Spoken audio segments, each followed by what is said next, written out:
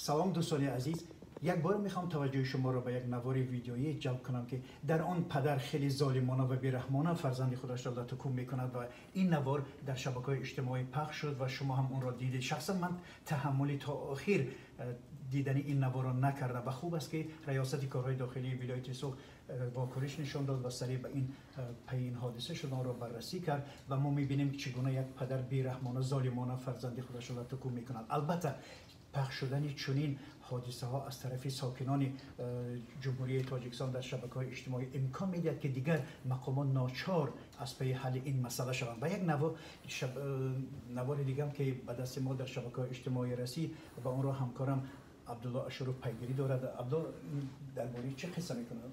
سلام. یک نوار بسیار دلریش کننده ما از ناحیه نورآباد به دست گرفتیم که در آن کشاورزان از عملکرد مقامات ناحیه خیلی شکایت دارند. آنها در پی دعوت رئیس جمهوری تاجیکستان پالیزی کاشته گندم خود را ویران کرده، قسما کارتوشکا و قسما پیاز و دیگر زراعت‌ها را کشتند. اما رئیس ناحیه آمده امر داده است که قسمتی که پیاز کشته شده است آن ویران کرده شود دوباره و در آن امر کرده است که این قسمت زمین هم کارتوشکا کاشته شود. کشاورزان از این خیلی نگرانند، چون میگن با صد زحمت آنها پالیز اولشون رو ویران کردن، کارتوشکا کاریدند و میخواستن که پالیزهای گوناگون رو بالاخره حاصل به دست بیارن، چون با یک کارتوشکا زندگی پیش نمیرود.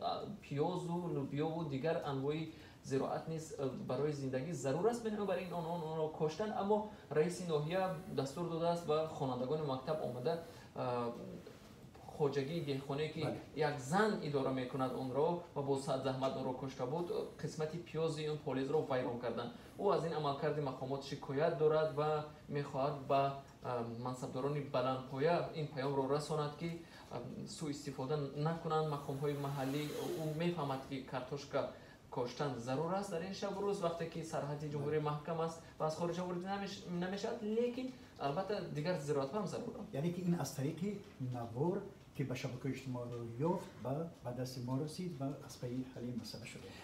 بله این زن هم امیدش این است که با این نواری که او فرستاد به دست ما و در شبکه اجتماعی از توسط رادیو آزادی نشر شد، این مسئله حل خود را یابد.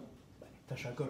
واقعا دوستان عزیز، این اقدامی که از طرف شما صورت میگیرد هم برای حل مسائل مهم جامعه مساعدت میکند، هم برای ژورنالیست‌ها یک راهی میشود که از پی حل این مسئله شود. و چنانه که یک صحبتی که ما با شهلای گلخواجه در اینجا داشتیم و شما اون را تماشا کردید، در اونجا ما درباره زندگی سرنوشت تلخ چند از زنهای تاجیک که در بازداشتگاه یکترینبورگ نگهداری میشن و آنها نمیدونن چیکار کنن، وقتی که این صحبتی اونها پخش شد، مسئولان یکترینبورگ یعنی که